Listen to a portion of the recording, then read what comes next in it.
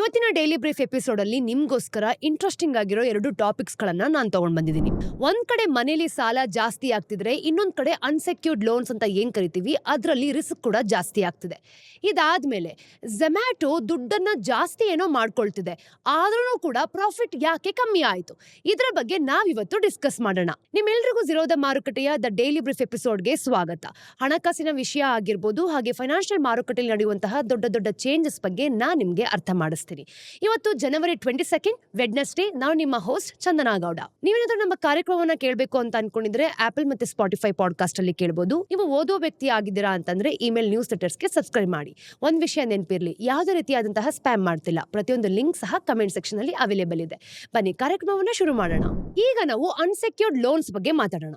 ನೋಡಿ, 2024 ಡಿಸೆಂಬರ್ ನಲ್ಲಿ reserve bank of India ಅವರ ಒಂದು ಫೈನಾನ್ಷಿಯಲ್ ಸ್ಟೆಬಿಲಿಟಿ ರಿಪೋರ್ಟ್ ಬಿಡುಗಡೆ ಆಯಿತು. ಈ ರಿಪೋರ್ಟ್ ನಲ್ಲಿ Indian financial system, banks, capital markets ಮತ್ತೆ ಇನ್ಶೂರೆನ್ಸ್ ನಲ್ಲಿ ಹೇಗಿದೆ ಅಂತಾನೂ ಕೂಡ ಹೇಳಿದ್ದಾರೆ. ಕೆಲವು ವಾರದ ಹಿಂದೆ ಅಷ್ಟೇ ಈ ರಿಪೋರ್ಟ್ ಬಗ್ಗೆ ಒಂದು ಸ್ಟೋರಿನೂ ಕೂಡ ಮಾಡಿದ್ವಿ. ನಿಮಗೆ ಆಸಕ್ತಿ ಇದ್ರೆ ಡಿಸ್ಕ್ರಿಪ್ಷನ್ ನಲ್ಲಿ ಲಿಂಕ್ ಅನ್ನ ಹಾಕಿರ್ತೀವಿ, ನೀವು ನೋಡ್ಕೊಂಡು ಬರ್ಬೋದು. ಆದ್ರೆ ಒಂದು ವಿಷಯದ ಬಗ್ಗೆ ನಾವು ಜಾಸ್ತಿ ಮಾತಾಡಿರ್ಲಿಲ್ಲ. ಅದು ಏನಂತಂದ್ರೆ, ನಮ್ಮ ದೇಶದಲ್ಲಿ ಲೋನ್ ಕೊಡೋದಾಗಿರ್ಬೋದು ಅಥವಾ ತಗೊಳ್ಳೋದಾಗಿರ್ಬೋದು ಹೇಗಿದೆ ಅಂತ. ಅದ್ರ ಬಗ್ಗೆ ಇವತ್ತು ಮಾತಾಡೋಣ. RBI ರಿಪೋರ್ಟ್ ಪ್ರಕಾರ ಇಂಡಿಯಾದಲ್ಲಿ ಫ್ಯಾಮಿಲಿ ಡೆಟ್ ಅಂದ್ರೆ ಸಾಲ ಜಾಸ್ತಿ ಆಗ್ತಿದ್ಯಂತೆ.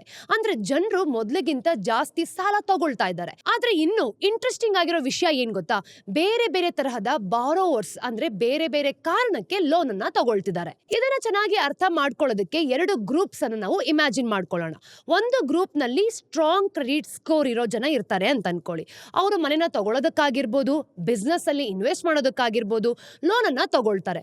ಅಂದ್ರೆ ಅವರು ದುಡ್ಡನ್ನ ಅಸೆಟ್ಸ್ ಅಂದ್ರೆ ಆಸ್ತಿ ಮಾಡೋದಕ್ಕೆ ಯೂಸ್ ಮಾಡ್ತಾರೆ. ಅದು ಮುಂದೆ ಬೆಳೆಯುತ್ತೆ ಕೂಡ. ಇನ್ನೊಂದು ಗ್ರೂಪ್ ನಲ್ಲಿ ವೀಕ್ ಕ್ರೆಡಿಟ್ ಸ್ಕೋರ್ ಇರೋಂತ ಜನ ಇರ್ತಾರೆ ಅಂತ ಅನ್ಕೊಳ್ಳಿ. ಅವರು ಪರ್ಸನಲ್ ಲೋನ್ ಅನ್ನ ಖರ್ಚು ಮಾಡೋದಕ್ಕೆ ಮತ್ತೆ ಚಿಕ್ಕ ಪುಟ್ಟ ಅವಶ್ಯಕತೆಗಳಿಗೆ ತಗೊಳ್ತಾರೆ.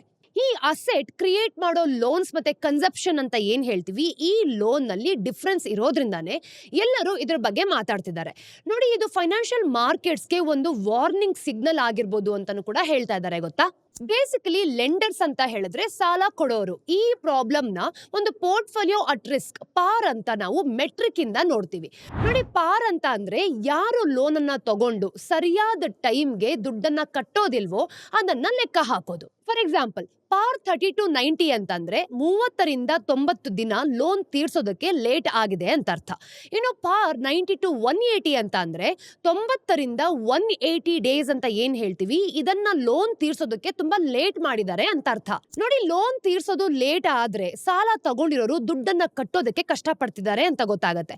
ಮತ್ತೆ ಫೈನಾನ್ಷಿಯಲ್ ಮಾರ್ಕೆಟ್ಸ್ ನಲ್ಲಿ ಏನೋ ತೊಂದರೆ ಆಗಿದೆ ಅಂತಾನು ಕೂಡ ನಮ್ಗೆ ಇಲ್ಲಿ ಗೊತ್ತಾಗತ್ತೆ. ನೋಡಿ, ಇನ್ನು ಸೆಪ್ಟೆಂಬರ್ 2024 ಇಂಡಿಯಾದಲ್ಲಿ ನಾವು ನೋಡಿದಾಗ ಪರ್ಸನಲ್ ಲೋನ್ಸ್ ಅಂತ ಏನ್ ಕರಿತೀವಿ ಅಲ್ವಾ, ಇದು 13.7 ಲಕ್ಷ ಕೋಟಿ ರೂಪಾಯಿ ಇದೆ. ಅಂದ್ರೆ ಇದರಲ್ಲಿ ಪಬ್ಲಿಕ್ ಸೆಕ್ಟರ್ ಬ್ಯಾಂಕ್ಸ್ ಗಳಾಗಿರ್ಬೋದು, ಇವರು 38% ಹೋಲ್ಡ್ ಮಾಡ್ತಿದ್ದಾರೆ.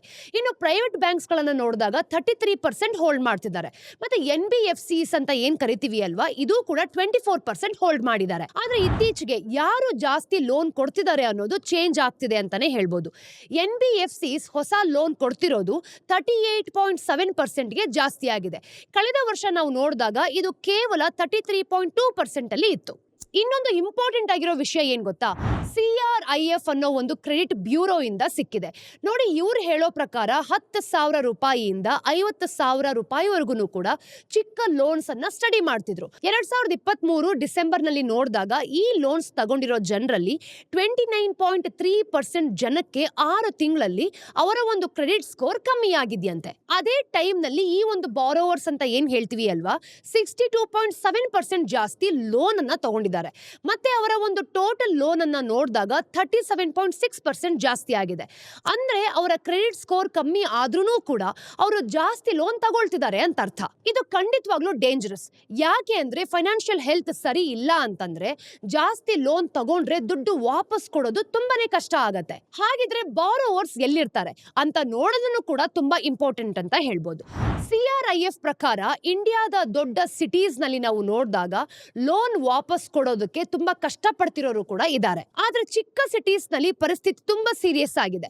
CRIF ಪ್ರಕಾರ 51ರಿಂದ 100 ರ್ಯಾಂಕ್ ಇರುವಂತಹ ಈ ಸಿಟೀಸ್ ನಲ್ಲಿ 31ರಿಂದ 180 ದಿನ ಲೇಟ್ ಆಗ್ತಿರುವಂತಹ ಲೋನ್ಸ್ ಏನಿದೆ ಅಲ್ವಾ, ಇದು 6.8% ಇಂದ 8%ಗೆ ಜಾಸ್ತಿ ಆಗಿದೆ. ಇನ್ನು MBFCS ನ ಈ ಚಿಕ್ಕ ಮಾರ್ಕೆಟ್ಸ್ ನಲ್ಲಿ ನಾವು ನೋಡಿದಾಗ ಇವರು ಜಾಸ್ತಿ ಆಕ್ಟಿವ್ ಆಗ್ತಿದಾರಂತೆ, ಆದ್ರೆ ಅಲ್ಲಿ ಡಿಫಾಲ್ಟ್ ಆಗುವಂತಹ ರಿಸ್ಕ್ ಕೂಡ ಜಾಸ್ತಿ ಆಗ್ತಿದೆ ಅಂತ ಅರ್ಥ. ಮತ್ತೆ 10,000 ರೂಪಾಯಿಗಿಂತ ಕಮ್ಮಿ ಇರುವಂತಹ ಈ ಚಿಕ್ಕ ಲೋನ್ಸ್ ಗಳನ್ನ ನಾವು ನೋಡಿದ್ರೆ ಅಲ್ಲಿ NBFCS ನ 94% ಮಾರ್ಕೆಟ್ ಶೇರ್ ನು ಕೂಡ ಹೋಲ್ಡ್ ಮಾಡ್ತಿದ್ದಾರೆ. FY25 ನ 6 ತಿಂಗಳಲ್ಲಿ 4,63,00,000 ಹೊಸ ಲೋನ್ಸ್ ಗಳು ಈ ಕ್ಯಾಟಗರಿನಲ್ಲಿ ಕೊಟ್ಟಿದ್ದಾರೆ. ಆದ್ರೆ ಈ ಲೋನ್ಸ್ ನಲ್ಲಿ ಜಾಸ್ತಿ ಪ್ರಾಬ್ಲಮ್ಸ್ ಕೂಡ ಕಾಣಿಸ್ತಿದೆ. 360 ದಿನಕ್ಕಿಂತ ಜಾಸ್ತಿ ಲೇಟ್ ಆಗಿರೋ ಲೋನ್ಸ್ ಗಳನ್ನ ನಾವು ನೋಡಿದಾಗ 24.5% ಇಂದ 39.7%ಗೆ ಜಾಸ್ತಿ ಆಗಿದೆ. ಈ ಲೋನ್ಸ್ ಬೇಗ ಬ್ಯಾಡ್ ಆಗ್ತಿದೆ ಅಂತಾನೆ ಹೇಳ್ಬೋದು. 8ರಿಂದ 10 ತಿಂಗಳಲ್ಲಿ ದುಡ್ಡು ವಾಪಸ್ ಕೊಡೋದಕ್ಕೆ ಜನರು ಎಷ್ಟು ಕಷ್ಟಪಡ್ತಿದ್ದಾರೆ ನೋಡಿ. ಇನ್ನು ಅನ್ಸೆಕ್ಯೂರ್ಡ್ ಬಿಸ್ನೆಸ್ ಲೋನ್ಸ್ ಅನ್ನ ನಾವು ನೋಡಿದ್ರೆ ಇದು 43.5% ಬೆಳೆದು 7.8 lakhs crore ರೂಪಾಯಿ ತಲುಪಿದೆ ಅಂತಾನೆ ಹೇಳ್ಬೋದು. ಇದು ನೋಡೋಕೆ ಇಂಪ್ರೆಸಿವ್ ಆಗಿದ್ರು ಈ ಚಿಕ್ಕ ಸಿಟೀಸ್ ನಲ್ಲಿ ಡೆಲಿಂಕ್ವೆನ್ಸಿ ರೇಟ್ಸ್ ಅಂತ ಏನ್ ಕರಿತೀವಿ ಅಲ್ವಾ, ಅಂದ್ರೆ ಟೈಮ್ಗೆ ದುಡ್ಡು ಕಟ್ಟದೇ ಇರೋದು ಜಾಸ್ತಿ ಆಗ್ತಿದೆ ಅಂತ ಅರ್ಥ. ಇದನ್ನೆಲ್ಲ ನೋಡೋದಕ್ಕೆ ಆಶ್ಚರ್ಯ ಆಗ್ತಿದೆ. ಯಾಕೆ ಅಂದ್ರೆ ಇಂಡಿಯನ್ ಎಕಾನಮಿ ಚೆನ್ನಾಗಿ ನಡೀತಿದೆ ಅಂತ ಅರ್ಥ. ಈ ಪಾಸಿಟಿವ್ ವಿಷಯಗಳಿದ್ರೂ ಕೂಡ ಈ ರಿಟೇಲ್ ಲೆಂಡಿಂಗ್ ಮಾರ್ಕೆಟ್ ನಲ್ಲಿ ಸ್ವಲ್ಪ ಕಷ್ಟ ಇದೆ ಅಂತಾನೆ ಹೇಳ್ಬೋದು. ಜನರು ಅವರ ಇನ್ಕಮ್ ಗಿಂತ ಜಾಸ್ತಿ ಲೋನ್ ತಗೊಳ್ತಿದ್ದಾರೆ ಅಥವಾ ಲೆಂಡರ್ಸ್ಗೆ ಬೇಗ ಬೆಳೆಯೋದಕ್ಕೆ ರಿಸ್ಕ್ ಜಾಸ್ತಿ ತಗೊಳ್ತಿದಾರಾ ಅಂತ ಪ್ರಶ್ನೆಗಳು ಕೂಡ ಬರ್ತಾ ಇದೆ. ಇನ್ವೆಸ್ಟರ್ಸ್ ಮತ್ತೆ ಮಾರ್ಕೆಟ್ಸ್ ನ ಟ್ರ್ಯಾಕ್ ಮಾಡೋರಾಗಿ ನಾವು ಮುಂದೆ ಏನನ್ನ ನೋಡ್ಬೇಕಾಗತ್ತೆ. ಮೊದಲನೇದಾಗಿ ರೆಗ್ಯುಲೇಟರ್ಸ್ ಯಾರಿಗೆ ಅನ್ಸೆಕ್ಯೂರ್ಡ್ ಲೋನ್ಸ್ ನ ಕೊಡಬೇಕು ಮತ್ತೆ ಲೆಂಡರ್ಸ್ ಈ ಒಂದು ಬಿಸ್ನೆಸ್ ನ ಎಷ್ಟು ಬೇಗ ಗ್ರೋ ಮಾಡಬೇಕು ಅನ್ನೋದ್ರ ಬಗ್ಗೆ ಕಂಟ್ರೋಲ್ ಮಾಡ್ಕೊಳ್ಳೋದಕ್ಕೆ ನೋಡ್ಕೊಳ್ಬೇಕಾಗತ್ತೆ. ನೋಡಿ, RBI ಆಲ್ರೆಡಿ ರಿಸ್ಕ್ ವೇಟ್ಸ್ ನ ಜಾಸ್ತಿ ಮಾಡಿದೆ. ಮತ್ತೆ ಬ್ಯಾಂಕ್ಸ್ಗೆ ಈ ರಿಟೇಲ್ ಲೆಂಡಿಂಗ್ ಮತ್ತೆ ಅನ್ಸೆಕ್ಯೂರ್ಡ್ ಲೆಂಡಿಂಗ್ ಇರುವಂತಹ ಈ ಫಿನ್ಟೆಕ್ ಕಂಪನಿಗಳ ಜೊತೆ ಹುಷಾರಾಗಿ ಇರೋದಕ್ಕೂ ಸಹ ಹೇಳಿದೆ. ಎರಡನೇದಾಗಿ NBFCs ಚಿಕ್ಕ ಸಿಟೀಸ್ ನಲ್ಲಿ ಯಾರಿಗೆ ಲೋನ್ ಕೊಡಬೇಕು ಅಂತ ಯೋಚನೆ ಮಾಡಬಹುದು. ಮೂರನೇದಾಗಿ ಈ ರಿಸ್ಕಿ ಟ್ರೆಂಡ್ ಮಾರ್ಕೆಟ್ ನಲ್ಲಿ ಕೆಲವು ಕಡೆ ಇರುತ್ತಾ ಅಥವಾ ಬೇರೆ ಎಲ್ಲಾನು ಕೂಡ ಸ್ಪ್ರೆಡ್ ಆಗುತ್ತಾ ಅಂತ ಕಾದು ನೋಡ್ಬೇಕಾಗತ್ತೆ. ಈ ಎಲ್ಲಾದ್ರಲ್ಲೂ ಕೂಡ ನಮ್ಮ ದೇಶದಲ್ಲಿ ನಾವು ನೋಡಿದಾಗ ಲೋನ್ ಕೊಡೋದು ಎಷ್ಟು ಸೇಫ್ ಅಥವಾ ರಿಸ್ಕಿ ಅನ್ನೋದು ಖಂಡಿತವಾಗ್ಲೂ ಪ್ರಶ್ನೆ ಬರುತ್ತೆ ನೋಡಿ. ಜನರು ವಾಪಸ್ ಕಟ್ಟೋದಕ್ಕೆ ಆಗದೇ ಇರೋಷ್ಟು ಸಹ ಜಾಸ್ತಿ ಲೋನ್ ತಗೊಳ್ತಿದಾರ, ಈ ಲೆಂಡರ್ಸ್ ದುಡ್ಡು ಜಾಸ್ತಿ ಮಾಡೋದಕ್ಕೆ ರಿಸ್ಕ್ ಜಾಸ್ತಿ ತಗೊಳ್ತಿದಾರ, ಈ ಪ್ರಶ್ನೆಗಳಿಗೆ ಉತ್ತರ ಸಿಗೋದು ತುಂಬಾನೇ ಇಂಪಾರ್ಟೆಂಟ್. ಈಗ ನಮಗ್ ಸಿಕ್ಕಿರೋ ಡೇಟಾನ ನೋಡಿದ್ರೆ ಎಲ್ಲನೂ ಕೂಡ ಸರಿ ಇಲ್ಲ ಅಂತ ಕಾಣಿಸ್ತಿದೆ. ಅದಕ್ಕೆ ಇದನ್ನ ನಾವು ಕ್ಲೋಸ್ ಆಗಿ ಗಮನಿಸಲೇಬೇಕು, ಎಲ್ಲದನ್ನು ಕೂಡ ಟ್ರ್ಯಾಕ್ ಮಾಡಲೇಬೇಕು. ಈಗ ಎರಡನೇ ಸ್ಟೋರಿಯಲ್ಲಿ ಝೊಮ್ಯಾಟೊ ಯಾಕೆ 7% ಡೌನ್ ಆಯಿತು ಅಂತ ನೋಡೋಣ. ನೋಡಿ, ಝೊಮ್ಯಾಟೊ ರಿಸಲ್ಟ್ಸ್ ಕೂಡ ಬಂದಿದೆ. ಇದ್ರ ಬಗ್ಗೆ ತುಂಬಾ ಮಾತುಗಳು ಕೂಡ ಕೇಳಿ ಬರ್ತಿದೆ. ಅದಕ್ಕೆ ಈ ಕ್ವಾರ್ಟರ್ ನಲ್ಲಿ ಏನಾಯ್ತು ಅಂತ ನೋಡೋಣ. ಈ ಗ್ರೋತ್ ಅವರ ಒಂದು ಫುಡ್ ಡೆಲಿವರಿ ಬಿಸ್ನೆಸ್ ಮತ್ತೆ ಬ್ಲಿಂಕಿಟ್ ಇಂದ ಬಂದಿದೆ ಅಂತ ಹೇಳ್ತಿದ್ದಾರೆ. ಆದ್ರೆ ಮಾರ್ಕೆಟ್ಸ್ಗೆ ಇಷ್ಟ ಆಗದೆ ಇರುವಂತಹ ವಿಷಯ ಏನು ಗೊತ್ತಾ, ಅವರ ಒಂದು ನೆಟ್ ಪ್ರಾಫಿಟ್ ಹಿಂದಿನ ಕ್ವಾರ್ಟರ್ ನಲ್ಲಿ ಇರುವಂತಹ ಒಂದು 176 ಕೋಟಿ ಇದ್ದಿದ್ದು ಈ ಸಲ 59 ಕೋಟಿಗೆ ಇಳಿದಿದೆ ಗೊತ್ತಾ. ಕಳೆದ ವರ್ಷ ಇದು 138 ಕೋಟಿ ಇತ್ತು. ಹಾಗಿದ್ರೆ ಪ್ರಾಫಿಟ್ ಯಾಕೆ ಕಮ್ಮಿ ಆಯ್ತು? ನೋಡಿ, ಬ್ಲಿಂಕಿಟ್ ಬೇಗ ಎಕ್ಸ್ಪ್ಯಾಂಡ್ ಮಾಡ್ತಿರೋದ್ರಿಂದ ಮಾರ್ಜಿನ್ಸ್ ಡೌನ್ ಆಯ್ತು ಅಂತ ಹೇಳ್ತಾರೆ. ಅವರು 368 ಹೊಸ ಡಾರ್ಕ್ ಸ್ಟೋರ್ಸ್ ನ ಓಪನ್ ಮಾಡ್ತಿದ್ದಾರೆ. ಈಗ ಬ್ಲಿಂಕಿಟ್ ಹತ್ರ ಟೋಟಲ್ ಆಗಿ 1007 ಸ್ಟೋರ್ಸ್ ಗಳಿದೆ. ಬೇಸಿಕಲಿ ಡಾರ್ಕ್ ಸ್ಟೋರ್ಸ್ ಅಂತ ಅಂದ್ರೆ ಏರಿಯಾದಲ್ಲೇ ಇರುವಂತಹ ಒಂದು ಮೈಕ್ರೋ ವೇರ್ ಹೌಸಸ್ ಅಂತ ಹೇಳ್ಬೋದು. ಅಲ್ಲಿ ಗ್ರಾಸರೀಸ್ ಆಗಿರ್ಬೋದು, ಸ್ನಾಕ್ಸ್ ಆಗಿರ್ಬೋದು ಮತ್ತೆ ಡ್ರಿಂಕ್ಸ್ ತರಹ ವಸ್ತುಗಳನ್ನ ಇಟ್ಟಿರ್ತಾರೆ. ಅದಕ್ಕೆ ಬೇಗ ಆರ್ಡರ್ ನ ಪಿಕ್ ಮಾಡಿ ಡೆಲಿವರಿ ಮಾಡಬಹುದು. ಆದ್ರೆ ಡಾರ್ಕ್ ಸ್ಟೋರ್ಸ್ ನ ಕಟ್ಕೊಂಡು ಮೇಂಟೈನ್ ಮಾಡೋದು ತುಂಬಾನೇ ಖರ್ಚು ಅಂತಾನು ಕೂಡ ಹೇಳ್ಬೋದು. ಅದರಲ್ಲೂ ಶುರುವಿನಲ್ಲಿ ಏನಾದ್ರೂ ಆರ್ಡರ್ಸ್ ಕಮ್ಮಿ ಇತ್ತು ಅಂತಂದ್ರೆ CFO ಅಕ್ಷಾಂತ್ ಗೋಯಲ್ ಹೇಳೋ ಪ್ರಕಾರ ಏನಾಗುತ್ತೆ ಗೊತ್ತಾ, ಮೆಚ್ಯೂರ್ ಆಗದೆ ಇರುವಂತಹ ಸ್ಟೋರ್ಸ್ ಗಳು ಜಾಸ್ತಿ ಆಗ್ತಿದೆ, ಅದಕ್ಕೆ ಯುಟಿಲೈಸೇಷನ್ ಅಂದ್ರೆ ಬಳಕೆನೂ ಕೂಡ ಕಮ್ಮಿ ಆಗ್ತಿದೆ ಅಂತ ಇವ್ರು ಹೇಳಿದ್ದಾರೆ. ಅದಕ್ಕೆ ಪ್ರಾಫಿಟಬಿಲಿಟಿ ಅಂತ ಏನ್ ಹೇಳ್ತೀವಿ ಗೊತ್ತಾ, ಇದಕ್ಕೂ ಕೂಡ ಹೊಡೆತ ಬಿದ್ದಿದೆ. ಅಂದ್ರೆ ಜಾಸ್ತಿ ಸ್ಟೋರ್ಸ್ ಇದ್ರೆ ಬಾಡಿಗೆ, ಸಂಬಳ ಮತ್ತೆ ಆಪರೇಷನ್ಸ್ ಖರ್ಚು ಕೂಡ ಜಾಸ್ತಿ ಆಗುತ್ತೆ. ಮತ್ತೆ ಸ್ಟೋರ್ಸ್ ನಿಂದ ಪ್ರಾಫಿಟ್ ಬರೋದಕ್ಕೂ ಸಹ ತುಂಬಾನೇ ಟೈಮ್ ಬೇಕಾಗುತ್ತೆ. ನೋಡಿ, ಡಾರ್ಕ್ ಸ್ಟೋರ್ಸ್ ಅಷ್ಟೇ ಅಲ್ಲ, ಝೊಮ್ಯಾಟೊ ದೊಡ್ಡ ಒಂದು ವೇರ್ ಹೌಸಿಂಗ್ ಇನ್ಫ್ರಾಸ್ಟ್ರಕ್ಚರ್ ಅಂತ ಏನ್ ಹೇಳ್ತೀವಿ ಗೊತ್ತಾ, ಇದನ್ನು ಕೂಡ ಜಾಸ್ತಿ ಮಾಡ್ತಿದ್ದಾರೆ. ಬೇಸಿಕಲಿ ವೇರ್ ಹೌಸಸ್ ಅಂತ ಏನ್ ಹೇಳ್ತೀವಿ ಗೊತ್ತಾ, ಇದು ಡಾರ್ಕ್ ಸ್ಟೋರ್ಸ್ ಗಿಂತ ತುಂಬಾನೇ ದೊಡ್ಡದಾಗಿರುತ್ತೆ. ಅಲ್ಲಿ ತುಂಬಾ ವಸ್ತುಗಳನ್ನು ಕೂಡ ಇಟ್ಟಿರ್ತಾರೆ. ಆಮೇಲೆ ಅಲ್ಲಿಂದ ಡಾರ್ಕ್ ಸ್ಟೋರ್ಸ್ಗೆ ಕಳಿಸ್ತಾರೆ. ಅಕ್ಷಾಂತ್ ಗೋಯಲ್ ಹೇಳೋ ಪ್ರಕಾರ ಹೊಸ ವೇರ್ ಹೌಸಸ್ ಅಂತ ಏನ್ ಹೇಳ್ತಾರೆ ಅಲ್ವಾ, ಇದು ಸ್ಟೋರ್ಸ್ ಗಿಂತ ತುಂಬಾ ಲೇಟ್ ಆಗಿ ರೆಡಿ ಆಗತ್ತಂತೆ. ಅದಕ್ಕೆ ಶಾರ್ಟ್ ಟರ್ಮ್ ನಲ್ಲಿ ಈ ಮಾರ್ಜಿನ್ಸ್ ಕೂಡ ಕಮ್ಮಿ ಆಗತ್ತೆ. ಅಂದ್ರೆ ವೇರ್ ಹೌಸಸ್ಗೆ ಜಾಸ್ತಿ ಖರ್ಚು ಆಗತ್ತೆ, ಮತ್ತೆ ಮಾರ್ಜಿನ್ಸ್ ಕೂಡ ತುಂಬಾ ಕಮ್ಮಿ ಆಗತ್ತೆ. ಅದಕ್ಕೆ ಸ್ವಲ್ಪ ದಿನ ಲಾಸ್ ಆಗೋದಕ್ಕೂ ಸಹ ಚಾನ್ಸಸ್ ಇದೆ ಅಂತ ಇವ್ರು ಹೇಳ್ತಿದ್ದಾರೆ. ಹಾಗೇನೆ ಬ್ಲಿಂಕಿಟ್ ಹತ್ರ 1007 ಡಾರ್ಕ್ ಸ್ಟೋರ್ಸ್ ಗಳು ಇರೋದ್ರಿಂದ ಇದು ಜೆಪ್ಟೋ ಮತ್ತೆ ಸ್ವಿಗ್ಗಿ, ಇನ್ಸ್ಟಾಮಾರ್ಟ್ ಗಿಂತನೂ ಕೂಡ ಮುಂದಿದೆ. ನೋಡಿ, ಜೆಪ್ಟೋ ಹತ್ರ 700 ರಿಂದ 750 ಸ್ಟೋರ್ಸ್ ಇದೆ, ಮತ್ತೆ ಸ್ವಿಗ್ಗಿ, ಇನ್ಸ್ಟಾಮಾರ್ಟ್ ಹತ್ರನೂ ಕೂಡ 600 ಸ್ಟೋರ್ಸ್ ಗಳಿದೆ. ಆದ್ರೆ ಈ ಎರಡೂ ಕಂಪನಿಗಳು ಸಹ ಬೇಗ ಗ್ರೋ ಆಗ್ತಿದ್ದಾರೆ. ಇನ್ನು ಜೆಪ್ಟೋನ ನಾವು ನೋಡಿದಾಗ ಮಾರ್ಚ್ 2025 ಒಳಗೆ 1200 ಸ್ಟೋರ್ಸ್ ಗಳನ್ನ ಓಪನ್ ಮಾಡೋದಕ್ಕೂ ಸಹ ಪ್ಲಾನ್ ಮಾಡ್ಕೊಳ್ತಿದ್ದಾರೆ. ಮತ್ತೆ ಸ್ವಿಗ್ಗಿ, ಇನ್ಸ್ಟಾಮಾರ್ಟ್ 1000 ಸ್ಟೋರ್ ಗಳನ್ನ ಓಪನ್ ಮಾಡೋದಕ್ಕೂ ಸಹ ಟಾರ್ಗೆಟ್ ಮಾಡ್ಕೊಂಡಿದೆ.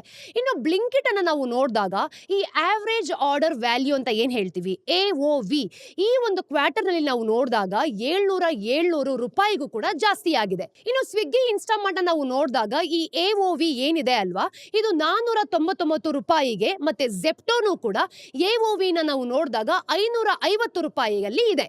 ಇನ್ನು ಬ್ಲಿಂಕಿಟ್ ನ ಕಸ್ಟಮರ್ ರಿಟೆನ್ಷನ್ ಅಂದ್ರೆ ಗ್ರಾಹಕರು ಎಷ್ಟು ದಿನ ಇರ್ತಾರೆ ಹಾಗೂ ಎಷ್ಟು ಚೆನ್ನಾಗಿರ್ತಾರೆ ಅನ್ನೋದು ಅರ್ಥ. ಈಗ ಡಿಸೆಂಬರ್ 2022 ನಾವು ನೋಡಿದಾಗ ಸೇರ್ಕೊಂಡಿರುವಂತಹ ಕಸ್ಟಮರ್ ನಲ್ಲಿ 40% ಜನ ಇದ್ರು. ಇನ್ನು ಬ್ಲಿಂಕಿಟ್ ಕೂಡ ಯೂಸ್ ಮಾಡ್ತಿದ್ದಾರೆ. ಹಾಗೆ ನಾವು ಗ್ರಾಸ್ ಆರ್ಡರ್ ವ್ಯಾಲ್ಯೂ ರಿಟೆನ್ಷನ್ ಅನ್ನು ನೋಡಿದಾಗ 100% ದಾಟಿದೆ. ಅಂದ್ರೆ ಕಸ್ಟಮರ್ಸ್ ಜಾಸ್ತಿ ಖರ್ಚು ಮಾಡ್ತಿದ್ದಾರೆ, ಆದ್ರೆ ಪ್ರಾಫಿಟಬಿಲಿಟಿ ಇನ್ನೂ ಕೂಡ ದೂರ ಇದೆ ಅಂತ ಅರ್ಥ. ಇನ್ನು ದಿನಸ ಹೇಳೋ ಪ್ರಕಾರ 1 ಅಥವಾ 2 ಕ್ವಾರ್ಟರ್ಸ್ ವರೆಗೂ ಕೂಡ ಈ ಪ್ರಾಫಿಟ್ ಕಮ್ಮಿ ಇರಬಹುದು. ಯಾಕೆ ಅಂತಂದ್ರೆ ಅಂಡರ್ ಯುಟಿಲೈಸ್ಡ್ ಸ್ಟೋರ್ಸ್ ಗಳು ಜಾಸ್ತಿ ಆಗ್ತಿದೆ, ಅದೇ ಕಾರಣ. ಈಗ ಝೊಮ್ಯಾಟೊ ಮೇನ್ ಬಿಸ್ನೆಸ್ ನಾವು ನೋಡಿದಾಗ ಫುಡ್ ಡೆಲಿವರಿಯ ಒಂದು ಗ್ರಾಸ್ ಆರ್ಡರ್ ವ್ಯಾಲ್ಯೂ 2% ಜಾಸ್ತಿ ಆಗಿ 9,913 ಕೋಟಿ ರೂಪಾಯಿ ತಲುಪಿದೆ. ಇನ್ನು ರೆವಿನ್ಯೂ ಅನ್ನ ನಾವು ನೋಡಿದಾಗ 3% ಜಾಸ್ತಿ ಆಗಿ 2,413 ಕೋಟಿ ತಲುಪಿದೆ. ಇನ್ನು ಮಾರ್ಜಿನ್ಸ್ ಇಂಪ್ರೂವ್ ಆಗಿ ಅಡ್ಜಸ್ಟೆಡ್ ಎಬಿಟಾ ಅಂತ ಏನ್ ಕರಿತೀವಿ ಅಲ್ವಾ, ಇದು 423 ಕೋಟಿ ರೂಪಾಯಿನೂ ಕೂಡ ತಲುಪಿದೆ. ಇನ್ನು ಫುಡ್ ಡೆಲಿವರಿ ಮಾರ್ಜಿನ್ಸ್ ನಾವು ನೋಡಿದಾಗ ಕಳೆದ ಕ್ವಾರ್ಟರ್ ನಲ್ಲಿ 3.5% ಇತ್ತು, ಈಗ 4.3% ಆಗಿದೆ. ಮ್ಯಾನೇಜ್ಮೆಂಟ್ ಪ್ರಕಾರ ಇದು ಇನ್ನೂ ಕೂಡ ಜಾಸ್ತಿ ಆಗ್ಬೋದು. ಝೊಮ್ಯಾಟೊ ಫುಡ್ ಡೆಲಿವರಿನ ನಾವು ನೋಡಿದಾಗ ಇವರ ಸಿಇಒ ಆದಂತಹ ರಾಕೇಶ್ ರಂಜನ್ ಹೇಳೋ ಪ್ರಕಾರ ಮುಂದಿನ ಕೆಲವು ಕ್ವಾರ್ಟರ್ಸ್ ನಲ್ಲಿ ಈ ಫುಡ್ ಡೆಲಿವರಿ ಏನಿದೆ ಅಲ್ವಾ, ಎಬಿಟಾ ಮಾರ್ಜಿನ್ಸ್ ಪ್ರಕಾರ 5%ಗೂ ಸಹ ತಲುಪೋದು ಅಂತ ಹೇಳಿದ್ದಾರೆ. ಆದ್ರೆ ಗ್ರೋತ್ ಕಮ್ಮಿ ಆಗ್ತಿದೆ. ಯಾಕೆ? ಅದಕ್ಕೆ ಕಾರಣ ಎಕನಾಮಿಕ್ ಕಂಡೀಷನ್ ಸರಿ ಇಲ್ಲದೆ ಇರೋದು ಅಂತ ಝೊಮ್ಯಾಟೊ ಹೇಳ್ತಿದೆ. ನೋಡಿ, ರಂಜನ್ ಹೇಳೋ ಪ್ರಕಾರ ನವೆಂಬರ್ ಇಂದ ಡಿಮ್ಯಾಂಡ್ ಏನಿದೆ ಅಲ್ವಾ, ಅದು ತುಂಬಾನೇ ಕಮ್ಮಿ ಆಗಿದೆ. ಝೊಮ್ಯಾಟೊ 15 ನಿಮಿಷದಲ್ಲಿ ಫುಡ್ ಡೆಲಿವರಿ ಮಾಡೋದಕ್ಕೆ ಟ್ರೈ ಮಾಡ್ತಿದೆ. ಅದಕ್ಕೆ ರೆಸ್ಟೋರೆಂಟ್ ಜೊತೆಗೂ ಕೂಡ ಮಾತಾಡಿದ್ದಾರೆ. ಆದ್ರೆ ಈ ಮಾಡೆಲ್ ಏನಿದೆ ಅಲ್ವಾ, ಇದು ಶುರು ಹಂತದಲ್ಲಿ ಚೆನ್ನಾಗಿ ಆಗ್ಬೋದು. ಆದ್ರೆ ದೀಪಿಂದರ್ ಗೋಯಲ್ ಹೇಳೋ ಪ್ರಕಾರ 10 ನಿಮಿಷದಲ್ಲಿ ಡೆಲಿವರಿ ಮಾಡೋದು ಕಿಚನ್ ನೆಟ್ವರ್ಕ್ಸ್ಗೆ ಬೇಗ ಪ್ರಿಪೇರ್ ಮಾಡುವಂತಹ ರೆಸ್ಟೋರೆಂಟ್ಸ್ ಇದ್ರೆ ಮಾತ್ರ ಸಾಧ್ಯ ಅಂತ ಹೇಳ್ತಿದ್ದಾರೆ. ಇದನ್ನ ಹೀಗೆ ಕಂಟಿನ್ಯೂ ಮಾಡ್ಕೊಂಡು ಹೋಗೋದು ತುಂಬಾನೇ ಕಷ್ಟ ಅಂತ ಇವರು ಸ್ಟೇಟ್ಮೆಂಟ್ ಸಹ ಕೊಟ್ಟಿದ್ದಾರೆ.